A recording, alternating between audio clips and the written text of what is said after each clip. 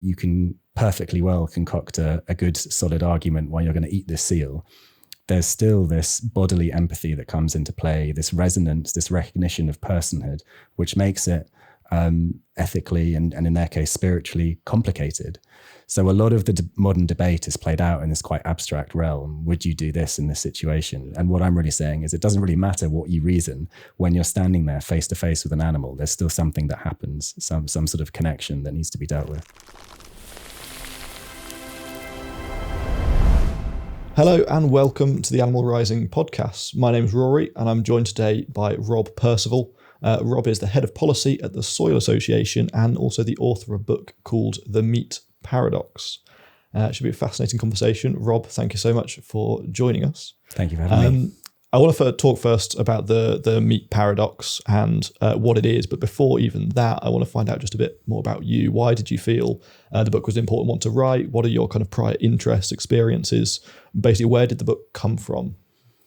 Yeah, that's a good question. So I've been with the Soil Association for the past 10 years. It's an organization that campaigns for organic and regenerative food and farming. And I lead their advocacy and campaigns around healthy and sustainable diets. And there's been this growing and increasingly polarized debate that sprung up across the past decade, which you'll be well aware of, around the consumption of animals. Yep. And I was thoroughly embroiled in that debate, operating in a few different spaces, talking to farmers in Westminster, talking to activists. And it really struck me that the debate was growing polarized in a way that had a deep emotional undertone. It was the emotional and psychological complexity of it that really intrigued me and led me eventually to this body of social psychology, which has been produced under the banner of The Meat Paradox, which provided the sort of catalyst for the book, if you like, or one of the catalysts. Sure. Okay. And what is the paradox around meat in short? So in a nutshell, the meat paradox describes the fact that we instinctively care for animals, and there's lots to unpack in that statement, but we are empathetic, but at the same time, we frequently treat them very badly. We eat them far more than we need to. We farm them in ways which are awful. In various ways, as you'll be well aware, we mistreat animals across society. So there's a kind of dissonance there. And I came into this thinking that our society was probably quite distinct. We were having this debate about veganism and it was playing out on social media and it was all very modern and weird. And we had these novel proteins and it was like, well, this is kind of unprecedented what's going on here. But then as I dug into the science and the history and the psychology of all this, I came to see that actually iterations of this debate have played out across all societies. This deep-rooted tension in our relationship with animals is not unique to our society. It's found in every society, and it's really a formative tension. It's informed various deep-rooted cultural beliefs and social practices in really diverse societies. So the book is partly an exploration of that bigger context in which our little debate has been playing out the past few years. Sure, and let's take that context, so especially a historical lens on it. So I know you talk about things like, empathy for animals can be seen in things like cave paintings, for example, like with animals on the wall and with people around the world in all sorts of other cultures outside of ours. You talk about hunters kind of mimicking the animals, mimicking elks and so forth, that they're going to go and hunt. How does that play into the meat paradox? What's the relevance of that? So we've been eating animals for a long time, our species.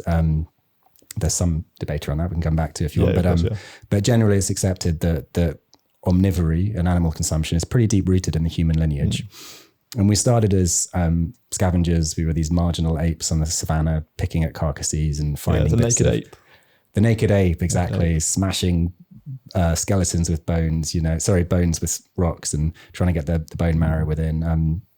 So pretty marginal. But at some point we became more adept, it seems, at procuring meat and animal foods. And scientists have been puzzled by that. Anthropologists, archaeologists, how did a little naked ape come to be such a successful hunter?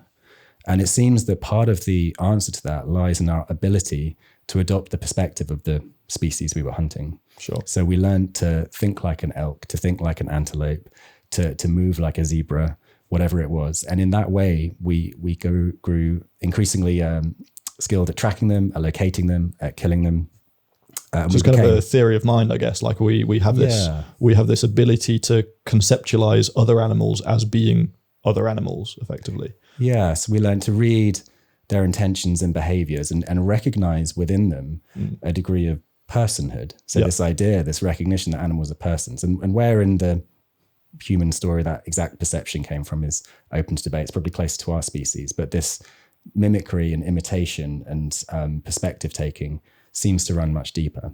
And it's a really effective hunting strategy. I talk in the book about various contemporary cultures that still use this approach. So the Yukagirs in northern Siberia, where the hunter will dress as an elk, start talking as an elk, start moving as an elk as he moves through the forest, searching for his prey.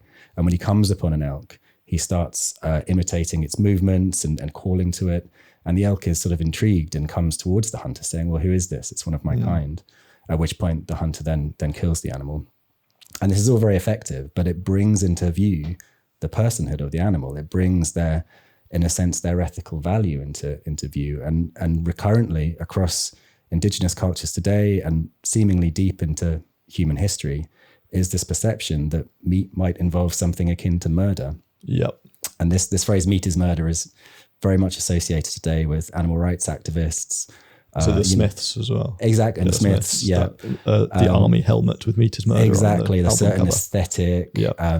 You guys know all about this. Yeah, we do. We're experts at Animal Rising. But actually, this perception that meat involves something akin to murder is really deep-rooted in the human story. And it's not unique to our culture. You can go into the Amazon, to the Arctic, and this same fear recurs that killing animals is a bit like killing a fellow human, because animals are persons just as humans are. And there's a deep-rooted psychological and ethical tension that comes to the fore. And all kinds of elaborate stories and rituals have been devised to support societies and individuals to deal with this. Yeah, I feel like there's so many aspects of both human psychology, contemporary politics, when we see the kind of the farmer vegan divide today, and it also just history generally. Like when Darwin first posited evolution, for example, one of the major criticisms was that, I think somebody said, I can't remember who it was, some major detractor of evolution, that Darwin may have descended from an ape, but he certainly didn't.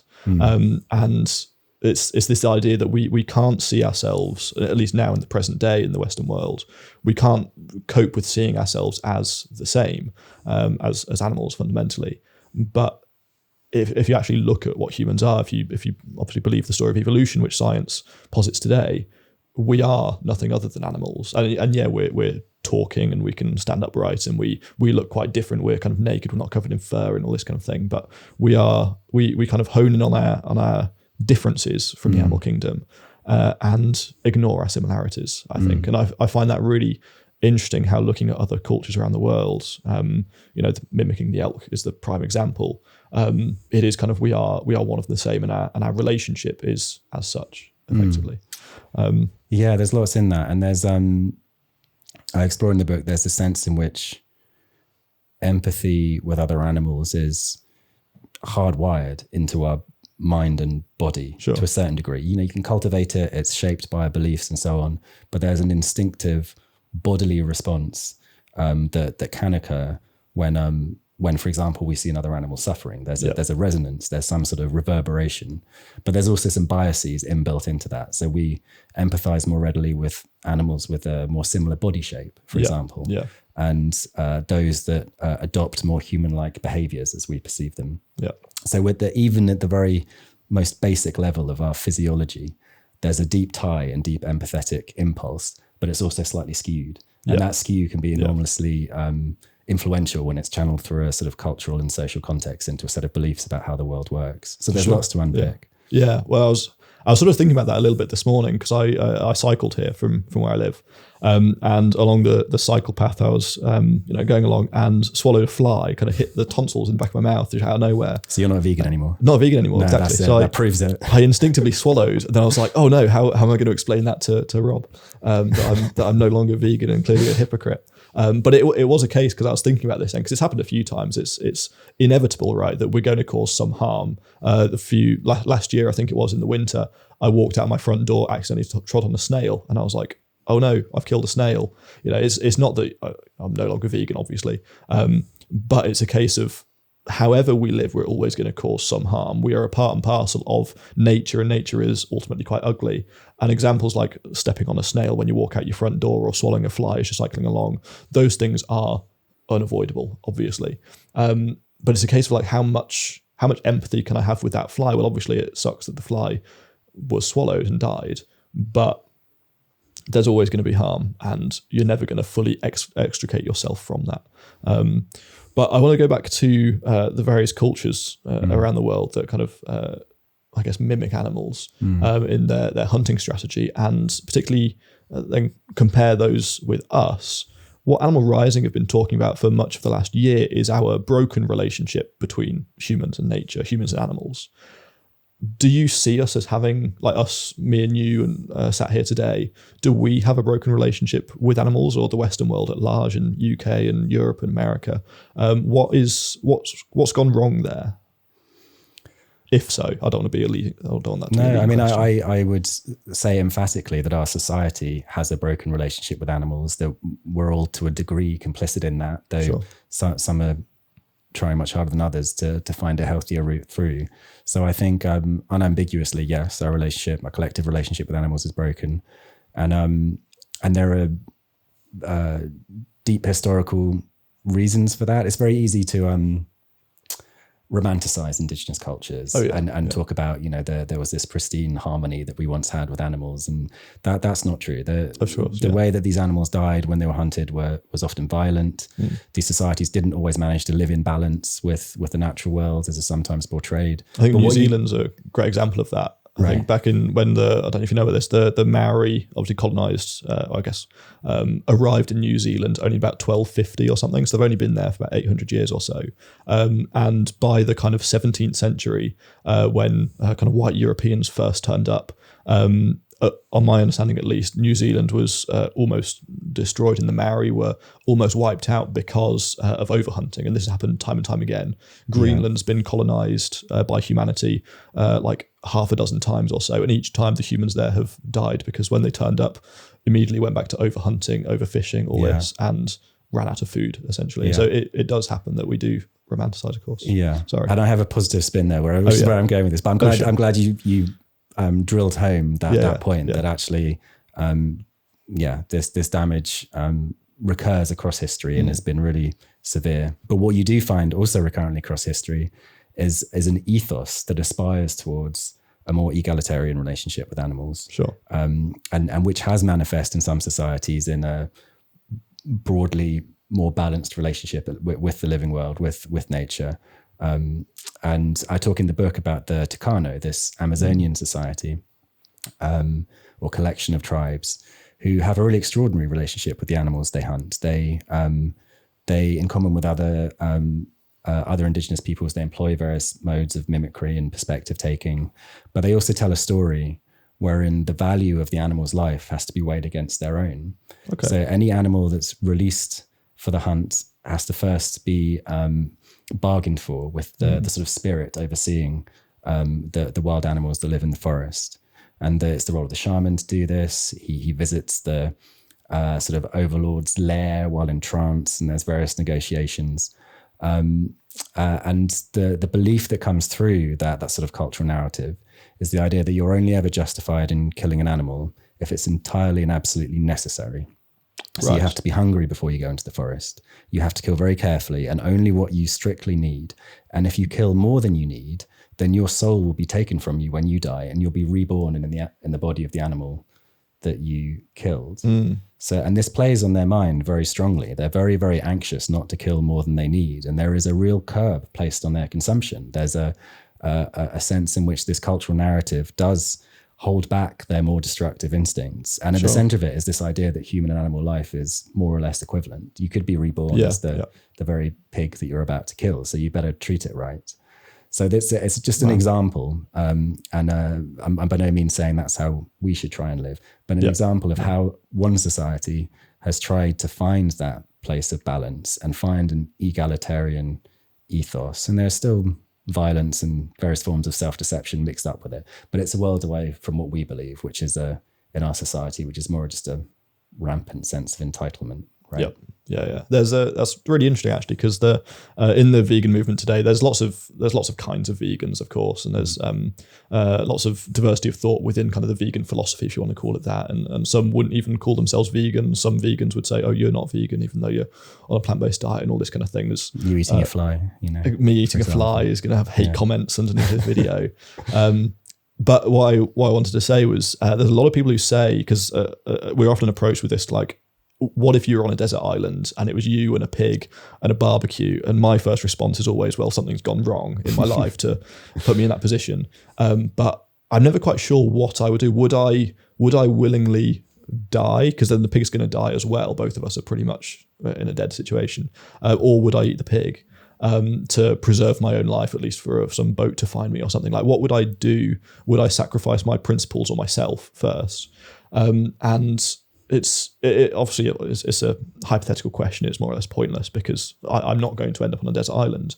But if you are in a genuine food desert where that's the only thing you can do to preserve your own life is to eat an animal and take the life of an animal, well, then you're in this position of how many animals' lives is one human life worth, et cetera, and you can philosophize and stuff about that all day, all you like.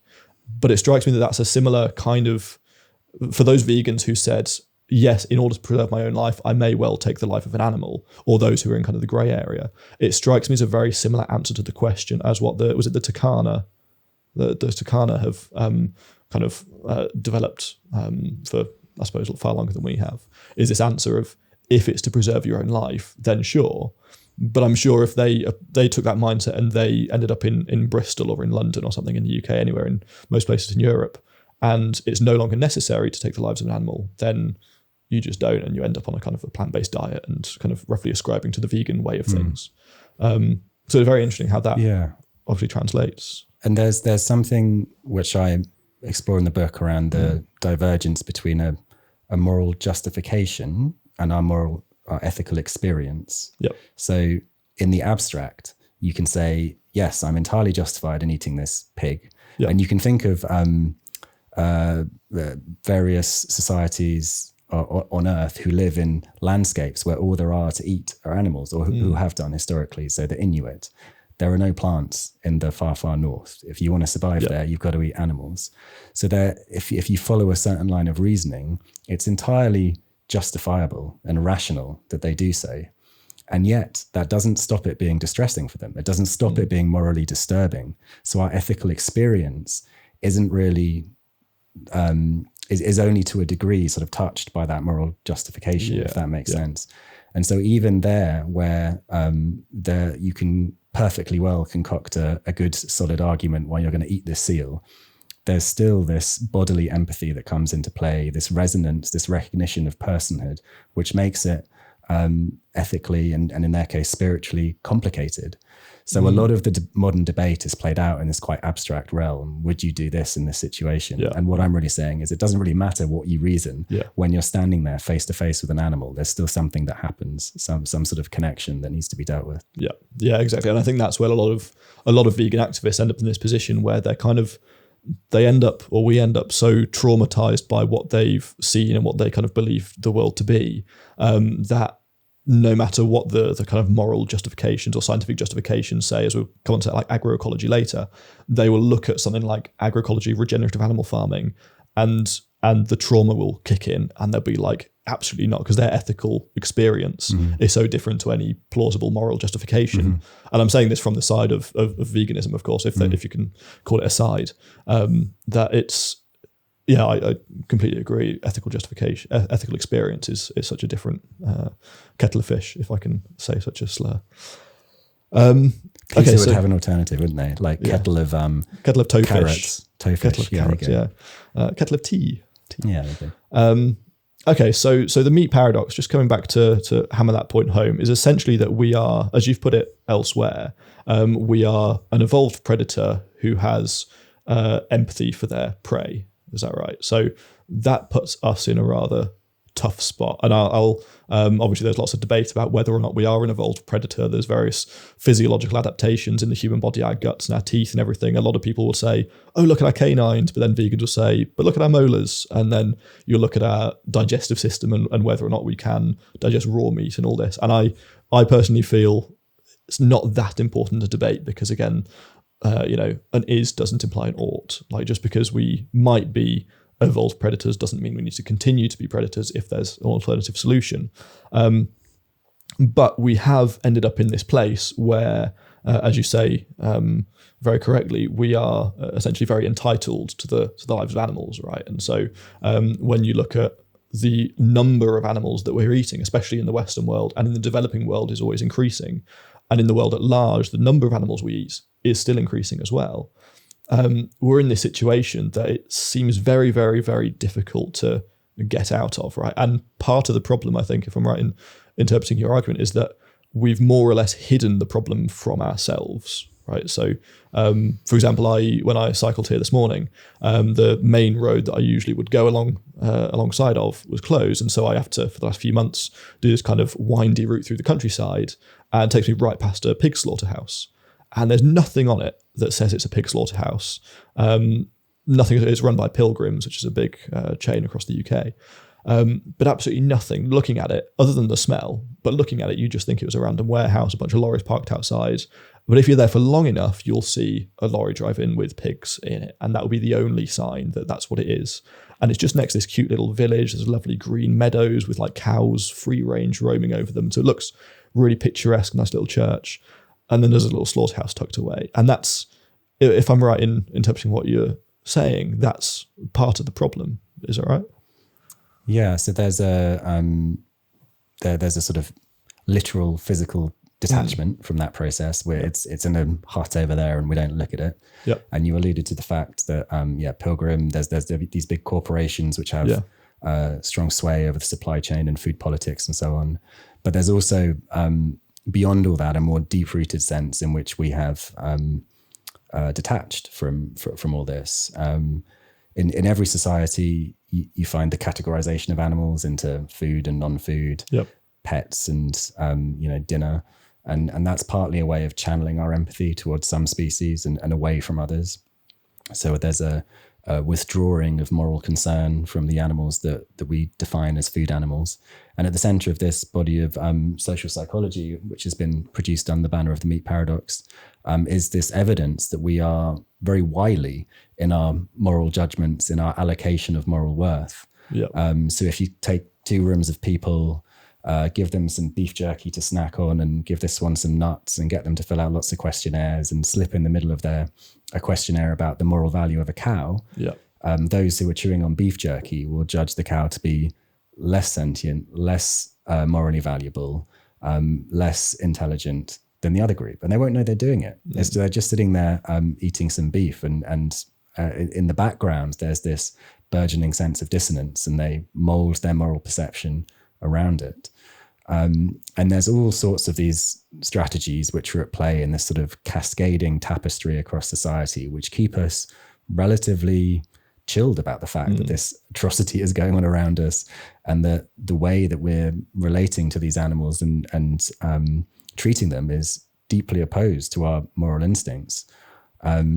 So there's a sort of psychological substratum beneath that physical detachment, which helps embed it and keep the whole system in place. Yeah, there's so many studies like that one where you can so strongly, it seems, alter the perceptions of a person or the ethical intuitions of a person without them knowing what you're doing. And it's quite terrifying if you think how that might be applied at polling stations or something in the world at large. But just in the vegan context, I've done plenty of outreach on the street, talking to people about veganism and plant-based diets and kind of troubleshooting, I suppose. And when there's been so many cases where somebody is like holding a box of chicken nuggets from McDonald's next door, or they're walking past with the burger or a sandwich or whatever, and those conversations are, by and large, and this is well recognized within the outreach kind of vegan activist side of things, that those are conversations that are more or less doomed to failure, because if they're currently eating the thing you're telling them not to eat, that's never going to go well. The worst time to talk to your family about veganism is around the dinner table. You should do it somewhere else, go on a walk or something, go away from animal products in general, because then both you and them, they will be far more objective about what you're talking about. Because these things, when we're talking about, veganism and philosophy and human evolution, these are really big ideas. Actually, what we're coming down to is what people eat, and that's a highly emotive topic, no matter who you're talking to, whether we recognize it or not, right? Exactly. And eating animals is a behavioral commitment that shapes people's identities in quite a formative way. And we rationalize our, not just our beliefs, but the very fabric of our perception around that behavioral pattern, which is so deeply rooted in habits and cultural expectations and so on. So there's a way in which behavior comes first. So I can absolutely see that when you're sitting around the dinner table is not the time to do it. Yeah, and it's likewise when you go and have like a family Christmas together, and you have an uncle or somebody who makes some snide remark about veganism. That's the same that vegans will often retort to their family with, and it just creates this dysfunctional environment. We had Melanie Joy on the podcast recently, although that episode will be released 2 or 4 weeks after your episode, so in late October. But Melanie talks a lot about this, about relationality and building good relations. That's what everything comes down to. In fact, her book that's coming out in October, not to plug somebody else's book in a podcast with you, read The Meat Paradox. But her book talks a lot about how to end injustice everywhere, and it all comes down to building relations with people. And you can't do that when it's so emotionally charged and emotionally fraught. You need to take a step away and have better conversations. It's about educating people how to do that. It's very difficult in a social media age to have those more nuanced conversations and to relate to people as people and not just annoying little things on a screen. Well, exactly. This is part of the reason I took myself off social media, because I love conversations like this that we're having now. We disagree on various things, we agree on various things, but it's a respectful and enlightening conversation, hopefully on both parts, but certainly for me. What do we disagree on? Are we going to get down to that? We will get down to that probably. Well, I don't know. We might not disagree on anything.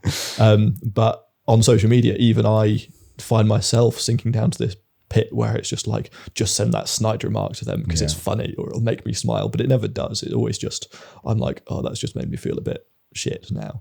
It's got a lot to answer for, but also it's been great for the vegan movement. It has, so it's, in a sense, yeah. Or certainly in the sort of first wave, as in not first wave, the wave that happened around 5 years ago where plant-based exploded. Exactly. The first big influencers kind of came to the fore in the vegan space. Yeah, there's lots to unpick there. That's probably a mixed legacy, really.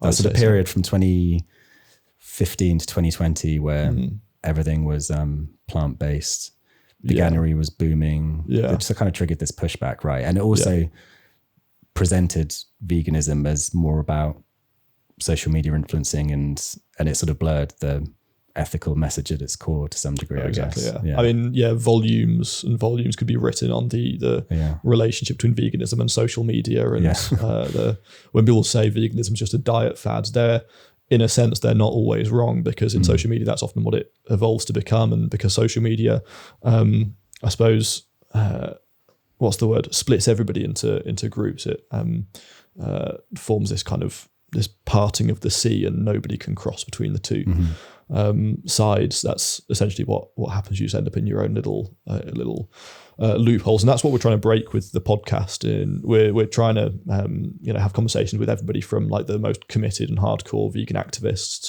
to animal farmers and everybody in between, and get every perspective we can, because we know that me as a person and everybody within Animal Rising and all the people who support Animal Rising and kind of in the vegan movement generally, all of us benefit from having conversations with people that we disagree with. And that's not just true in veganism, but everywhere else as well. So that's a lot of what we're trying to do, essentially.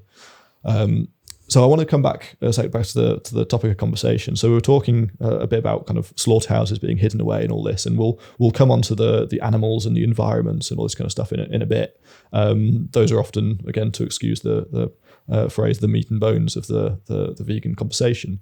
But when I cycle past the slaughterhouse, I don't I'm not only thinking about the pigs that work there, that are killed there, but the people that work there as well. So there's often the way I cycle, go right up to the gate and then turn left, and always make eye contact with the security guard because he's always, I guess, watching everybody who's approaching. And I always have half a thought of just like making a break for it and breaking in somehow. I'm not sure what I'd do, but it always crosses my mind. But there are plenty of people who work in the industry, right, that produce animals and produce meat and animal products for us to consume, some people to consume. And those go from security guards to drivers to people actually working on slaughterhouse floors, and of course also farmers as well out in fields and barns. And one point that you've made time and time again is that these aren't people that we ought to forget, right? Those are people that exist. And particularly this point has been raised many times.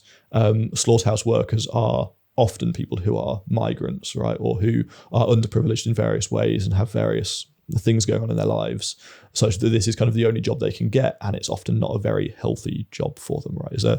Can you speak to that? Yeah. So this is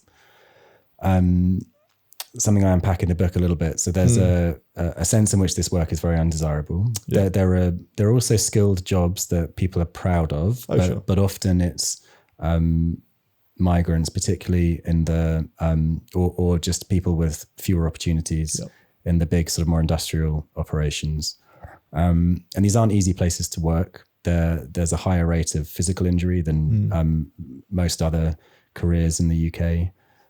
They're not as well regulated as they should be. And there's also some evidence that there's a higher risk of psychological injury if you're working in these environments. The psychological well-being of slaughterhouse workers hasn't been thoroughly studied, but there's pretty robust evidence of a higher prevalence of what they called perpetration-induced traumatic stress. It's a bit like PTSD, but where you're the perpetrator of the violence as opposed to experiencing a violent situation, and evidence that this is kind of unavoidable in the basic wiring of human nature, that if you're going to be repetitively committing acts of violence against other sentient beings day in, day out, there's a higher risk that that's going to harm you as a person. And there's some fascinating historical studies around higher rates of crime and sort of abuse linked to slaughterhouse work. That's not to say everyone who works in a slaughterhouse is a criminal or an abuser, but there's something that is potentially deeply unhealthy about this manner of work. And it's not something we like to talk about in our society. And it's not something that even those who are in the sort of the food movement pay enough attention to. So I'm really glad you raised that.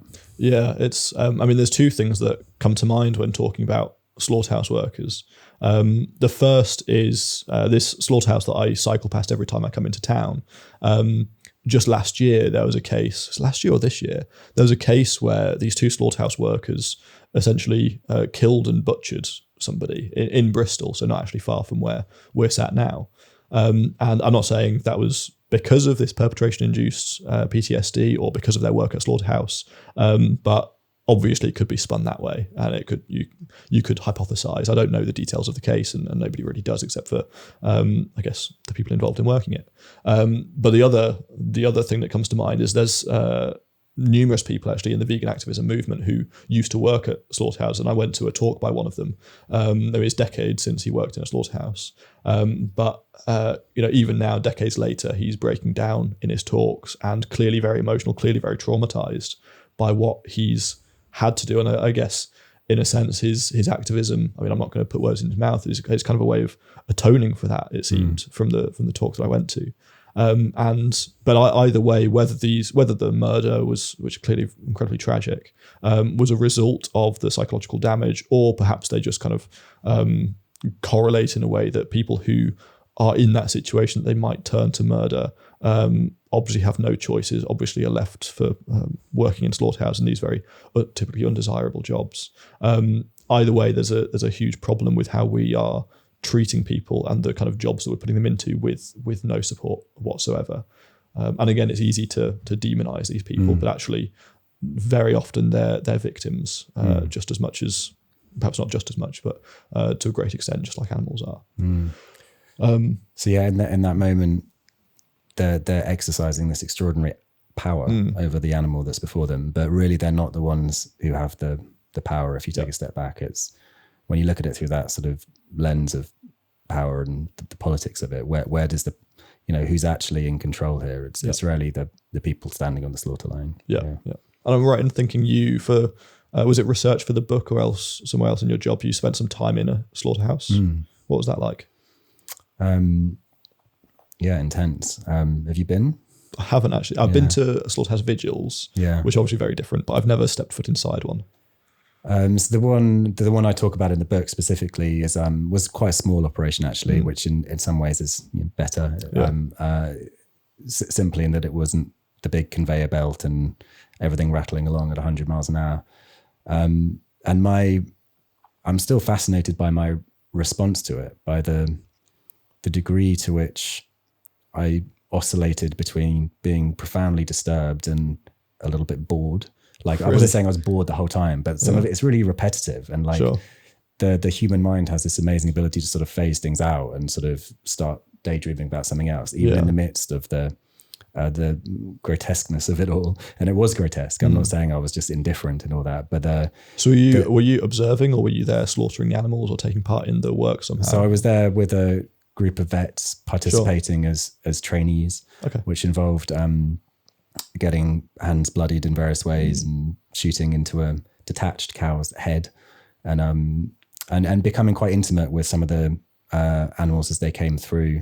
And I described one cow in particular where I was up by the stun cage and sort of looking at each other as she was killed. And and it really, that kind of was the core catalyst for the book, really. That was the experience that led me to realize that you can't really rationalize your way out of this. There's no way of, it doesn't matter how convinced you are by some sort of abstract justification. There's still something, some deep rooted resonance that's arising in this moment, which has an enormous ethical dimension to it. And I'd recommend it to anyone and no one at the same time. It's I can imagine.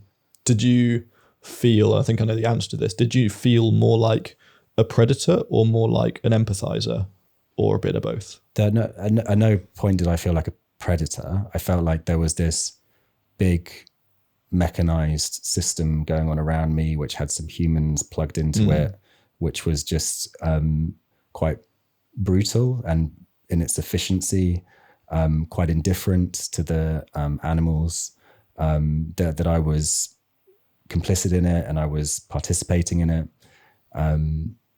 But the empathy, I mean, and there was sort of a generalized empathy for everyone coming through, but there was also something very specific which happened with one animal, or in a more intimate engagement with the animals. It's, there's something in there around, an abstract caring for animals, which is a very, very important thing, but also something very specific that happens between two individuals when you're engaging with another as a person, an animal other as a person, which is different to that abstracted, generalized empathy. So anyway, there was all that going on. It was a lot. Mainly it was overwhelming is what I'm trying to say. There was far too much going on to process and take in at the time. Yeah.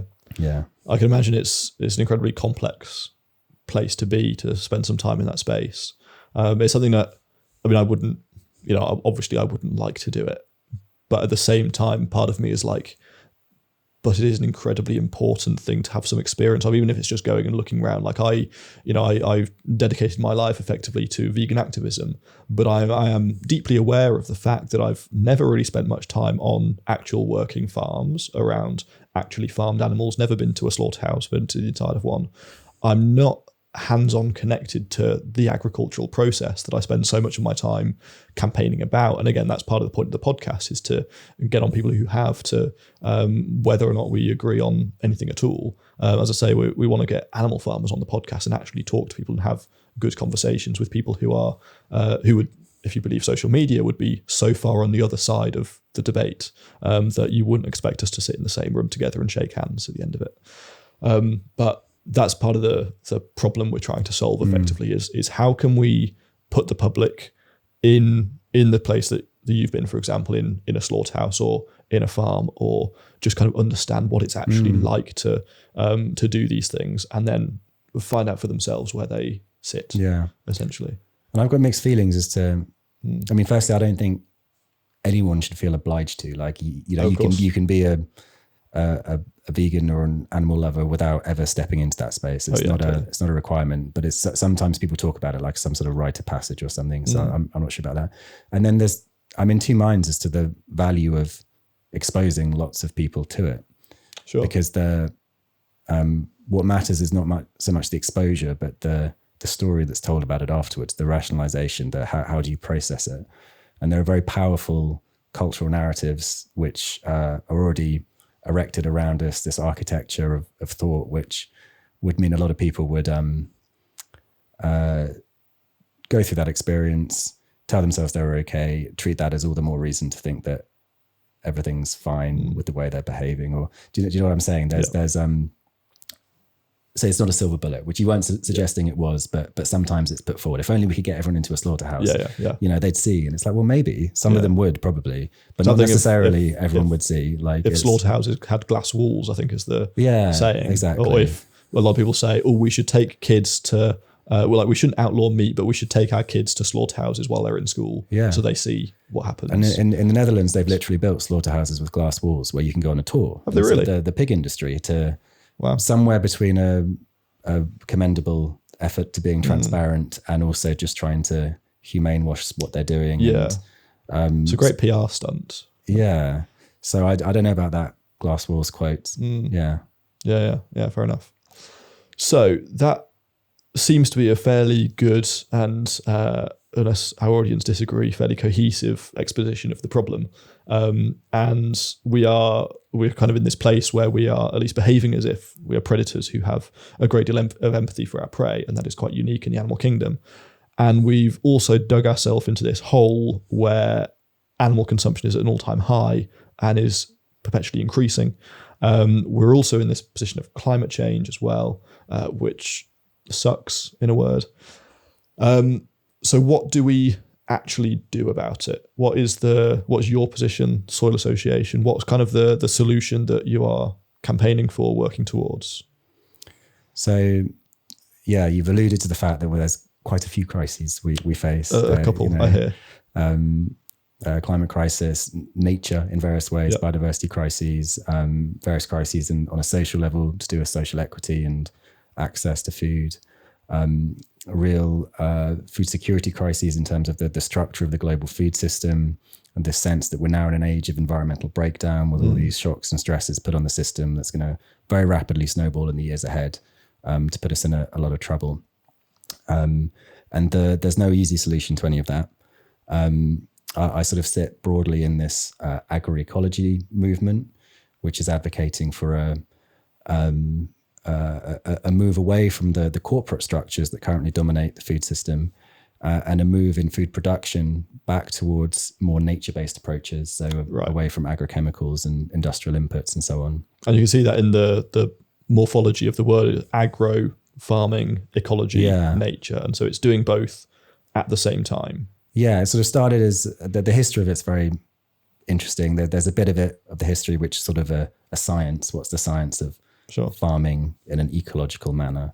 And then there's a set of sort of farming practices like nature-friendly farming, organic style farming. And then there's a whole social movement as well, which kind of has its origins in South America, but is now a global movement, and all that sort of wrapped together in this agroecology concept. But it's really about producing and distributing food in a way which sort of mimics natural processes and embeds human life within the natural world, and also addresses the power structures of the food system and puts powers back in the hand of typically citizens and farmers, but animals arguably should be much more central in that as well. Is agroecology, because this is one thing I wasn't quite clear on, is it like a synonym for regenerative farming, or is one a subset of the other, or are they? So it's confusing. There's overlap. You have the agroecology movement, you have the organic movement, which is overlapping, is quite similar in some respects, maybe without the quite the same social movement. It's a similar social movement. And then regenerative farming has its roots in the US. Organic farming standards in America haven't been historically as robust as they have been in Europe and the UK, where they're standardized. There's been stuff missing, and regenerative arose as a partly as a corrective to that. We need to go beyond organic. We need to do something more. And there's a very compelling concept, actually, regenerative. Sustainable is a bit, this word sustainable is a bit crap. It's been overused. It's like when you say something so many times, it just it's loses just kind of meaning. keeping things the same and not making them get worse. Whereas regenerative implies you're putting back more than you take out. It's an active word that is it's proving to be quite compelling in a sort of public and business space where it's capturing the imagination for better or for worse. So regen comes from America. I guess it's a similar set of principles about farming with nature and centering the soil in your sort of production system. Slightly different set of practices sometimes, and quite a problematic regen livestock movement which is emerging out of it. Which I say problematic because there's a lot of false scientific claims that come with that. There's great people doing regen stuff, excellent farmers, but it's really become it's been exploited by the beef industry, the dairy industry in America. It's become a smokescreen for the status quo. Some of the big agrochemical and food, global food businesses are sort of hopping on the regen bandwagon. There's all this dodgy soil carbon offsetting scheming going on around regen, ranching. So there's lots of ambivalence in that regen space, which agroecology is still fairly free from. It's not had that corporate capture and so on. Yeah, because when in the vegan movement, when you have conversations about regenerative farming, it's always regenerative farming. Like there's always the bunny ears involved because everybody in the vegan movement can perhaps falsely, I'd say, believes that all regenerative farming is just greenwashing, and it's not, because if you just look at the principle of the word, as you said, one of the best definitions, the best definition I actually came across does come from you when I was researching this, which is that it puts back more than it takes out, effectively. So that is the idea of a regeneration.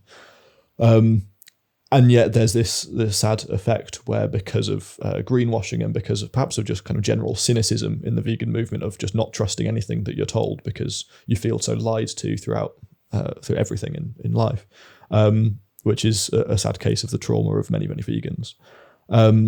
You end up with this position where you don't actually trust anything anymore. And so when somebody comes along positing regenerative, or I guess agroecological farming, difficult word to say, people instinctively don't trust it, right? Which is a bit sad.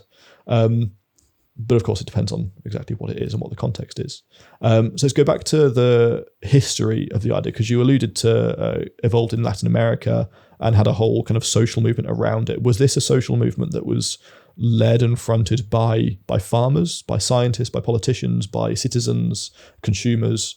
Who was doing it? Like, who was it a movement for and by? Agroecology. Yeah.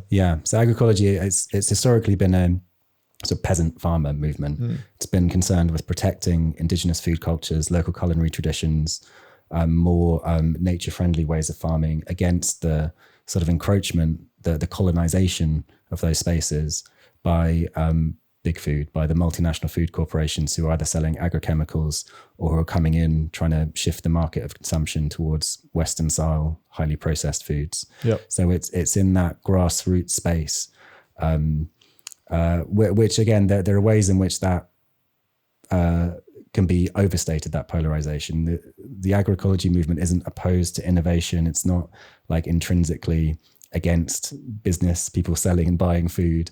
But it is very much trying to protect the sort of indigenous and native rooting in certain distinct culinary traditions and distinct farming practices. So it really prizes diversity above some of the arguments coming from the other side around efficiency and yield and productivity and so on. And there are, I'm part of that movement because I'm convinced that on balance, it's most cohesively addressing the multiple crises we face. It's not looking at a single issue. It's trying to look across the whole spectrum of them. But there are trade-offs, obviously, involved in any sort of solution. Agroecology has its own trade-offs, as does organic, around, for example, the fact that it has lower yields. You've got to think about the land take. How do we make sure we're not expanding any further? How do we balance diets with what we can actually produce? All that stuff. So it's it's a really rich and complicated debate.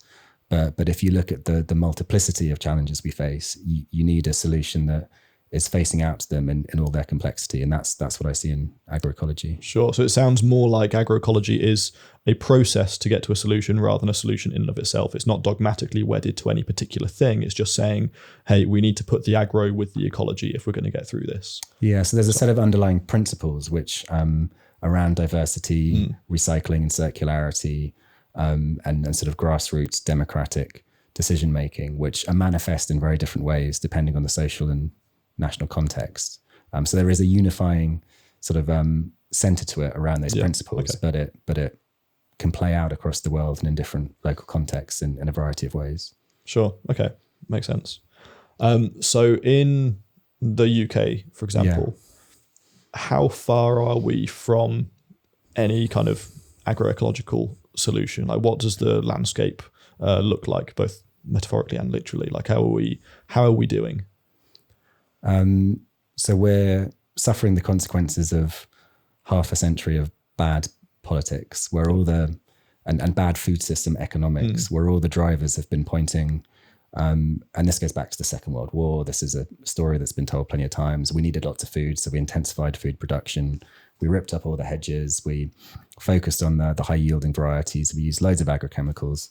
And here we are now. We're talking the day after the latest State of Nature reports come out. Chris Packham's up in London today. Yep. We've lost a lot. Okay, yep. But we did produce a lot of food in the process. So we did what we set out to do, but we've lost a lot. And in the past 10, 15 years, there's been really growing recognition of this across the farming community. There were already sort of organic farmers who were trying to do things in a more nature-friendly manner. But what we're really seeing today is a real grassroots shift, and partly framed around regen more than agroecology, towards a desire to do things differently. And the politics still isn't there. The economics isn't supporting farmers to do this, but there is a shift in mindset, which certainly isn't universal. There are still entrenched sort of attitudes towards production. Some people very much in that intensive, agrochemically intensive mindset. But there is a real shift that's happening, and it's a positive shift. And an agroecological future doesn't seem far-fetched if we just get the politics and the economics of it right. Farmers, and farmers are recognizing increasingly there's much to be gained from diversifying and complexifying the production systems that they're working in to ease their reliance on all these costly fossil fuel-based inputs and bring nature back onto the farm and so on. Sure. Okay. And in kind of the vegan space, there's obviously this generally speaking, there's a kind of a distrust between the veganic or the vegan and the organic regen agroecological stuff. There's a divide there, which arguably shouldn't be there. But what a lot of I watched a couple of kind of films and videos and whatnot about agroecological, nature-friendly farming in the run-up to this conversation. And a lot of the farmers, the animal farmers, dairy farmers, all sorts, were saying that if we shift to a plant-based food system, that isn't a good thing, because we see a drop in biodiversity, we see a drop in kind of yield, everything, or we see a huge amount of artificial fertilizers needing to be used, all this kind of stuff. And as you mentioned earlier, there is this trade-off where if we go agroecological, we end up with very, very high yields, almost sacrificially high, because it's kind of committing land suicide almost, because you use so much fertilizer, you deplete the soil of anything useful. There's tilling, there's all these different problems that come with essentially monocropping. And that is something that is raised with vegans all the time, is when you say, oh, I'm vegan, by the way, people say, oh, but what about monocrops? What about soya in the Amazon? What about all this kind of stuff? And it's a fair argument, actually, because cropping is environmentally destructive in many ways, as is traditionally done, right? So all of us do eat things that are damaging. Whenever anybody goes on the Piers Morgan talk show, any vegan goes on, he's like, what about almonds? What about avocados? And it's like, he is obviously inflating them for hyperbolic effect, but many of the plants we eat do have a destructive impact, and that's something we ought to face. Like I mentioned with swallowing the fly earlier while I was cycling, you cannot extricate yourself from the harms that we necessarily cause by doing any kind of agriculture. And so what I'm getting at is, when we say we ought to shift to plant-based, there is a huge amount of controversy over how we actually do that. You could say, well, yeah, high yields, artificial fertilizer, fantastic, because obviously it gives a high yield. And what you can do is you can free up more land. The stat that's usually touted is like you free up about 75% of current agricultural land, use just 25%, grow enough for everybody in the UK, artificial fertilizer all you like, because it's only a quarter of our current agricultural land, and rewild the rest. And that's a better solution than kind of doing this mixed approach, which is low yield, takes far more land, is kind of like 50-50. I guess you fall more on the latter side, the ecological side. But what would you say to the vegans who say, hey, let's just use a quarter of the agricultural land and do really high yield intensive monocropping?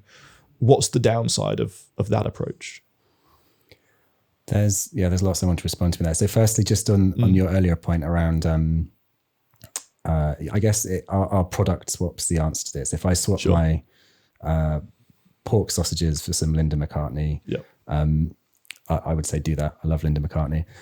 But you're not really configuring the system. Where would we be doing that? So how far do those sorts of product swaps get you? And this is a bit of an argument that's used to bash vegans. It's like, but you haven't really changed anything. You've just swapped one product for another, but the system behind it is still just as destructive, etc. And that's true. That doesn't mean you shouldn't make that swap, but there is some truth in that. And reconfiguring that system is a complicated business, but fundamentally does involve these really big choices about your vision of a future land use and these very different paradigms which are competing for that sort of future space, and land sparing versus land sharing is how this is often framed. A lot of the ills of our current food system are fueled by an abundant supply of fossil fuel based nitrogen. It's really the nitrogen that is driving everything, because when you have that nitrogen, you can produce or that nitrogen has encouraged a system wherein we have this mass production of commodity crops. Those commodity crops aren't really worth anything. You got to force them through a factory farmed animal or turn them into an ultra processed product for them to be worth anything. And the whole system is driven from the bottom by all this nitrogen coming in. And just for viewers who don't know what the nitrogen does, it's in fertilizer, right? That's the key thing that causes fertilization. Is that right? So in a sorry, I should have unpacked that a bit. So nitrogen's a real limiting factor in producing crops and growing food. And about 100 years ago or so, they came up with this process for producing synthetic nitrogen. The Haber-Bosch process. Yes, the Haber-Bosch, exactly. So we fed billions of people. Because we got lots of nitrogen, we can produce lots of food.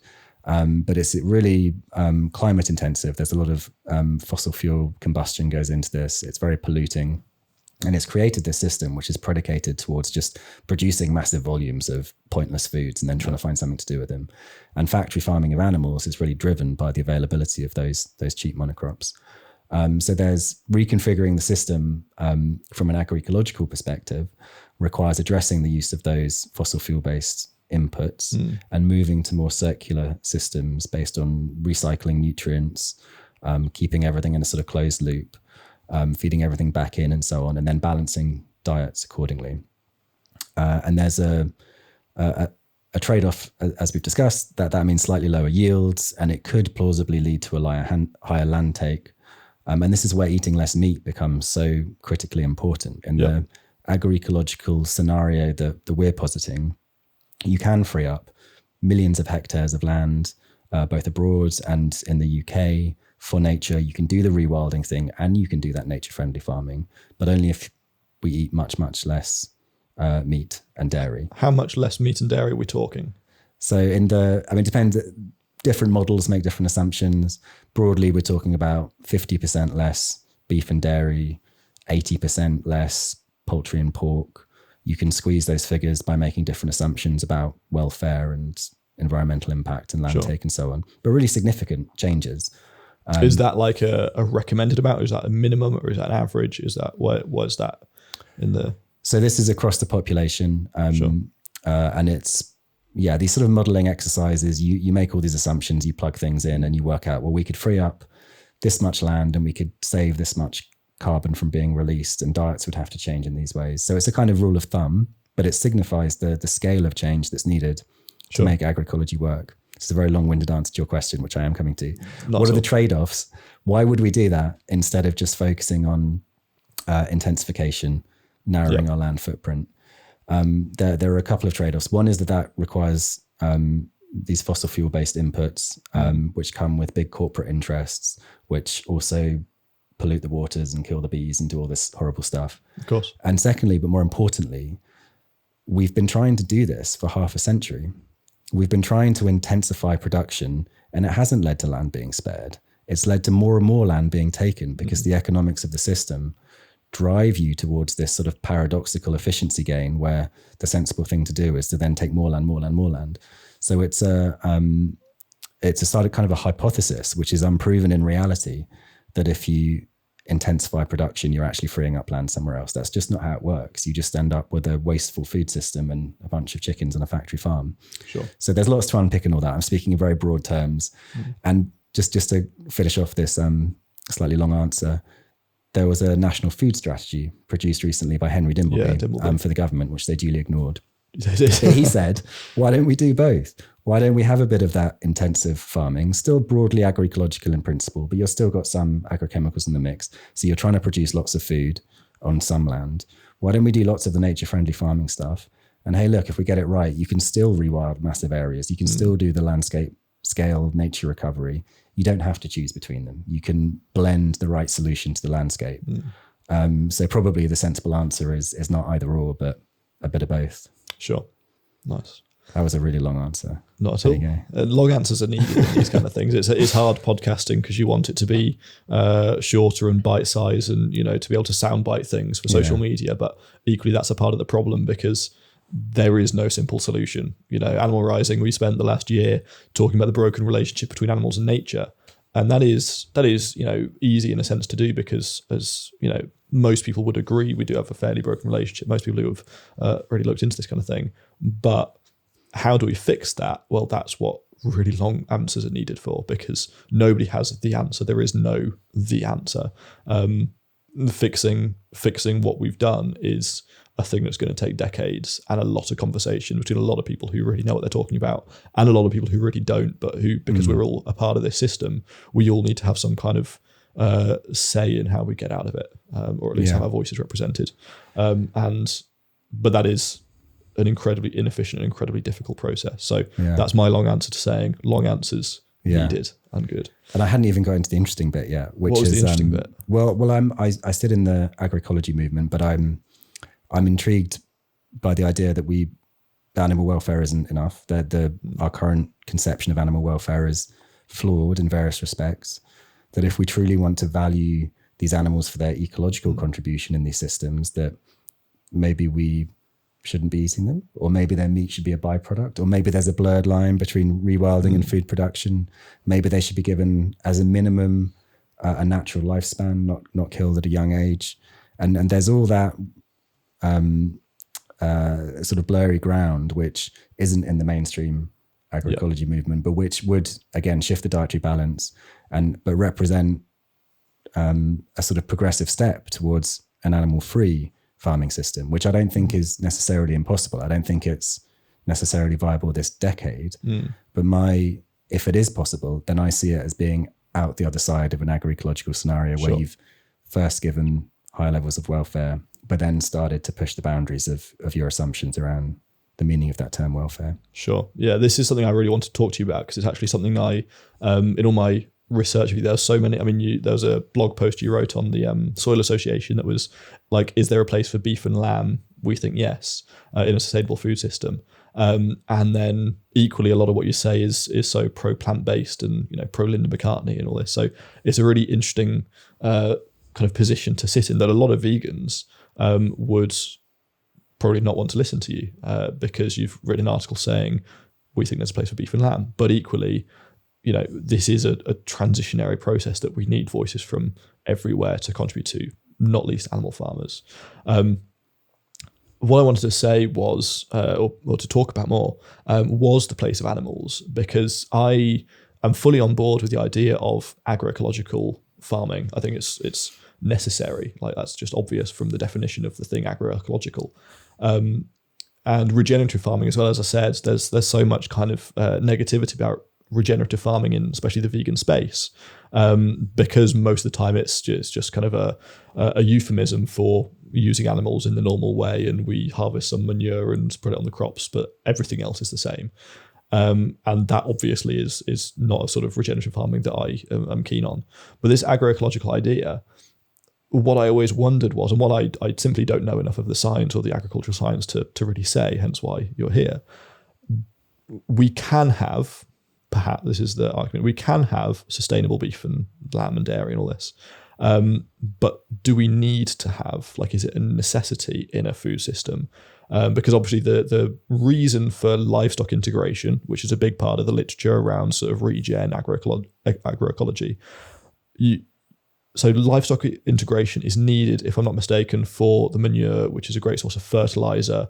And so you kind of feed it back into the system. And then the idea, as is typically the status quo, is we then eat those animals as well.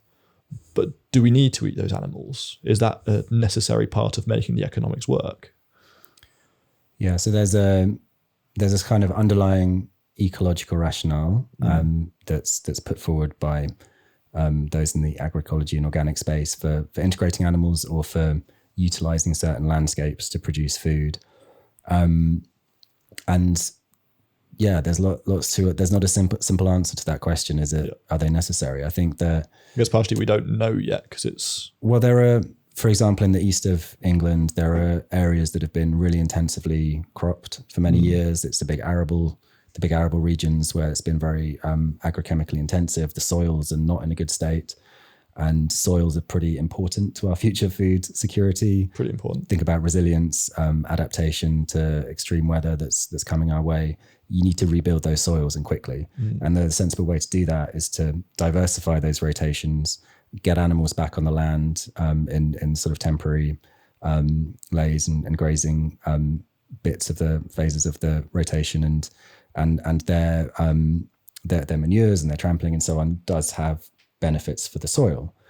That's not the same as the regen thing, saying they're capturing all the carbon and solving the climate crisis. That's a separate thing. But there is what is arguably in the near term a necessary ecological function for those animals in those systems, or at least a hugely beneficial one. Now, do you need to eat them? You could argue very well that no, you don't. You could then argue that if you scale this type of farming up across the UK, in order to minimize the land footprint and make space for nature and rewilding, you'd actually do pretty well to eat them, because you're producing nutrition in the system that otherwise is going to waste. And actually, there's a food security argument to say, if you look at what's coming to us, we need to be utilizing the landscapes available to us.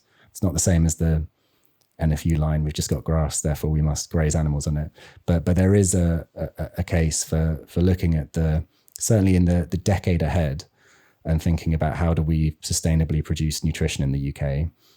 Far fewer animals than we're consuming and farming today need to be in that mix, but arguably there is a baseline where the pros from an ecological and nutritional perspective are greater than the cons. Yeah. The ethical dimension could skew that a bit, but yeah, fair enough. Yeah, this is my problem. See, because I'm not like a scientist or an expert in policy or anything like that, and so I couldn't say yes, this will work if we just go all agroecology on it, have a bunch of animals, but then because animal rights and all this, and don't eat the animals, just have them there. This is they're needed for the soil to be healthy and for manure and fertilizer. Equally, I've also seen people saying that, well, why are these animals always, when we imagine this kind of agroecological future, why are they always cows and sheep and pigs? Because actually, if I'm not mistaken, I think pigs are kind of we import them from China or something, or the current breed of pig that we use comes from China, and cows and sheep are hardly natural herbivores anymore. We've domesticated them to such an extent and imported so many breeds from all over the place that that's actually not what the UK should look like effectively. And there's all these other herbivores, particularly when you look at the US. I was reading about all these kind of indigenous and Native American groups who essentially practice, again, you said regenerative farming is this US idea. And they criticize that quite heavily as being essentially a white man's name for what is really an indigenous native game, right? They've been doing this for generations, if not their whole history. And so And they point out, why is it that when we imagine this regenerative future, it's only cows and sheep that we have on the land? Why is it not elk and, mammoths? I mean, mammoths don't exist anymore, but that's maybe something for the end of the podcast. So why is it not these other species as well? Like what should we have in the UK and perhaps in place of cows and pigs and sheep? What did exist that doesn't anymore? Well, I guess it depends how far back you want to go in time. Within the realm of practicality, perhaps. So there's certainly, as the most modest and probably least from your perspective satisfying step, is to recognize that we're just farming very few breeds. They're all genetically similar, the pigs and chickens and cows. Yeah. I'm overstating it, but there's been a real narrowing of the gene pool, a real selecting for productivity against other traits. And you don't have to go that far back before you find these native breed ruminants or other animals which are much more diverse and adapted to different landscapes, more hardy, more resilient, arguably for those advocating for an agroecological solution, part of that solution because they do manage better without all these sort of synthetic inputs and additional feeding and grain feeding and so on. So there's some basic diversification that can go on within food production systems. And then beyond that, there are rewilding projects across Europe and the UK where you do have a much greater diversity of species. And there are some systems that are starting to emerge that are blurring the two, where you are looking at a sort of agroecological rewilding type approach where you're trying to bring lots more nature back onto your farm. And arguably in those contexts, there could be different animals in the mix being eaten or not being eaten. The sort of categorization and so on comes into play at this point. Horses, we couldn't possibly eat horses, could we? There's no rational reason that we're eating cows but not horses. That's just a cultural embeddedness. So I think in having these conversations, it's really important to talk about timeframes. Yep. What is viable in the next 5 to 10 years where we have to change a hell of a lot to have any hope of surviving the 2 decades afterwards, and then what's viable in the longer term. Yep. So I think if you went up to most farmers today and said, why don't we have elk and alpacas in the mix, they'd roll their eyes and run away. But actually, if you look longer term, we could be doing things very differently, and certainly we'll need to if we're to get through to the other side. Sure. So it's kind of this iterative process of we currently have massively intensified, take dairy production, for example. Increasingly, we're seeing like zero graze dairying, which is arguably the least natural way of doing it. And I guess the iterative process approach would say that you let the cows back out onto the fields, you increase the biodiversity of the fields, you reduce the size of herds, and you increase the diversity of the farm. And then out the other side of this kind of agroecological way of doing things, do you get to a point where you no longer need to use the cows for food? Is that? Well, yeah, I mean, what's your theory of change? I mean, it's are the current systems, the industrial farming systems that feed us, are they redeemable? Can you transform them onto an agroecological footing? Or do you just need novel proteins coming up and knocking out the sector? And maybe precision fermentation is the answer. That's not a question that's easily answered. And there's a sense in which... but what do you think? Well, I genuinely don't know. I'm in the camp that thinks broadly we can incrementally shift things onto an agroecological footing. We can raise standards of animal welfare. We can end industrial production. But I don't know. Maybe that's wrong. Maybe actually in advocating for higher welfare, you're just perpetuating a set of ingrained assumptions that we should be eating and behaving in certain ways, which are really the crux of the problem. Yep. And I'm quite open about that in the book. No one knows the answer to this. It's not that anyone actually knows. Or similarly with the rise of novel proteins and the excitement around precision fermentation and lab-grown meat, there's a camp that says, we're going to get there. We're going to knock out this industry. We're going to replace them. It's going to happen imminently in the next 15 years or so. There's a few bumps along the way, but we'll get there. And I don't know if that's true either. We don't know, do we? No. So I'm the position I'm trying to take in the middle of all this is to find the progressive stance, question everyone around me, and try and open up the space for these conversations that we can hone in on what the sort of core issues and trade-offs are and all this. So I think you said something really important in that, which is the I don't know, right? We don't actually know what the solution is. As Socrates said, I only know one thing, and that is that I know nothing. And that is very much kind of Animal Rising's own position. So you asked a question kind of rhetorically in that, which is, what is your theory of change? And that's an excellent question, because in a nutshell for AR, it's not that we have this theory about how the world should be, right? We actually don't particularly know, and that's the case for like most activist groups you talk to. But our theory of change is more or less, if we can do things that garner public attention, then people start talking about it. And when you get people talking about it, when you neutralize when you mobilize those neutral masses, not neutralize the mobile masses, you have conversations happening now in a way which can actually approach solution, or just have these forums where people can actually contribute. And that is kind of the only thing that we can do. But I think it's true that nobody actually knows where to go. I think in this conversation throughout, you've mentioned there are political and economic problems, kind of the structures at play that just incentivize more land grabbing, more pollution, more artificial fertilizers.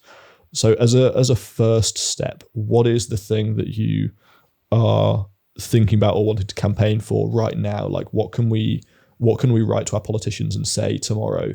Or not that they listen, but hypothetically. I mean, there's 100 things, but I guess one issue that's close to my heart and which I'm working on at the moment is around intensive chicken farming. Chicken, we haven't really broken down so far the UK sort of appetite for meat, but chicken makes up almost half the meat consumed.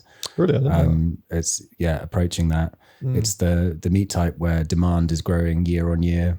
Others seem to be plateauing or somewhat in demand. So and a lot of people seem to be shifting away from other meats and eating more white meat and more chicken and fish instead, it's been given a free pass. It's like a clean meat, it's white, it's climate friendly or this nonsense. And it's awful. And all I don't have to tell you all the issues with chicken that coalesce around the supply chain, the production of soya, destruction of rainforests, use of agrochemicals, all the crap that ends up in our rivers. Obviously, waterways and rivers are a hot topic in the UK at the moment with the pollution that's flooding into them.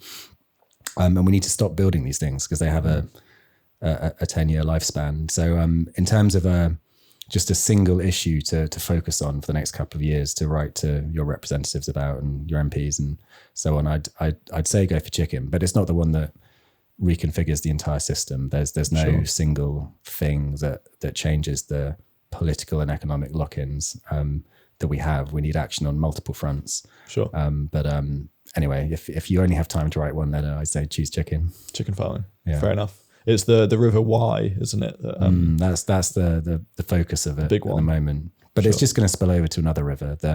Avara, the big processor, has said they're going to start shipping all the chicken litters out elsewhere, which isn't a real solution because the industry is fundamentally locked into this growth model. And